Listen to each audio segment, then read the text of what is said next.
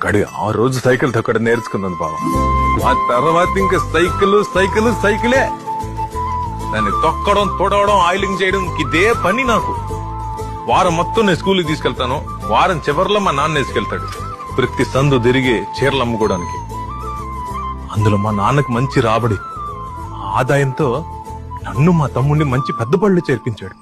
ఇంటి నుంచి బాగా దూరమే. సరే సైకిల్ ఉంది కదా అని పంపించారు. లేకపోతే బస్సులోనే కదా బడి తిరగాలి. ఆ ఖర్చుకి అక్కడ ఉంది దిక్కు.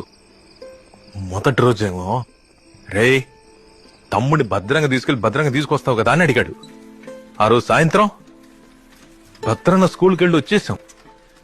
ఆ రోజు నుంచి ఇంకా మనిషి ఏమనుకున్నాడో ఏమో గాని నన్ను ఇంకేమీ అడగలేదు బావా. పేరు పెట్టి కూడా పిలిచేవాడు కాదు. పెద్దోడు వచ్చాడా, పెద్దోడు భోజనం చేశాడా అని నేనంటే భలే నమ్మకం మనిషికి. అంత సింగ్ మనకి లేదు బావా. కానీ ఎప్పుడు అంటుంటాడంట మా అమ్మతో, కంగారే పడకు, ఎంత పెద్ద సమస్య వచ్చినా సరే పెద్దోడున్నాడు చూసుకుంటాడులే అని. ఆ సైకిల్ అయితే మొత్తానికి అన్నిటిని మార్చేసింది బావా.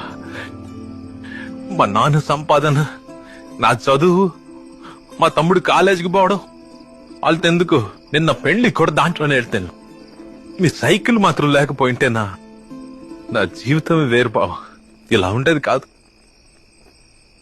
అసలు ఇంత మంచి జరుగుతుందని అప్పుడంత ఆలోచించమనలేదు. మీరేమనుకొని ఇచ్చారో, మీ నాన్న ఏమనుకుని మాకిమ్మన్నారో తెలియట్లేదే. ప్రతి ఆయుధ పూజకి ఆ సైకిల్ దేవుడికి అల్లుకొని దండం పెడతాం.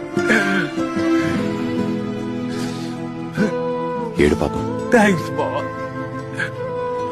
ఇప్పుడెందుకు?